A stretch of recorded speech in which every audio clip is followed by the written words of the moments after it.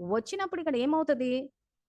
ఎవరైతే ఈ master mind sketch చేశారో వీళ్ళకి ఎక్కువ ఖాతా వస్తది. ఎందుకంటే సంకల్ప స్థాయిలో ఉపయోగించారు.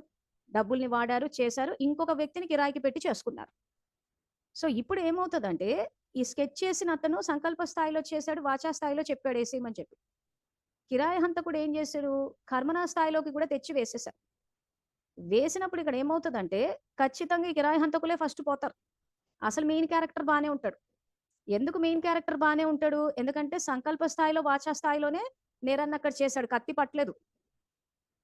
ఆ కత్తి పట్టకపోవడం వల్ల ఏమైతది? కర్మనా స్థాయిలో రావడం రాకపోవచ్చు. కానీ నిరంతరం మానసిక స్థాయిలో ఒక ఏమంటారు దాన్ని? ఆ ఖాతా అంతా ఒక బీజాన్ని నాటితే ఎన్నో ఫలాలు కాబట్టి మొత్తం అంతా వచ్చి పడిపోతది. సో, ఇంక అప్పుడు ఎప్పుడు చూసినా మానసికంగా భయము, అలజడి, దుఃఖము, శరీరం అంతా రోగమయము, రోగిష్టి అయిపోయి సంబంధాలు చెడిపి అంటే ఇంక ఎక్కడ వెతికినా మనిషిలో ఇంత శాంతి అన్నది కనిపించదు.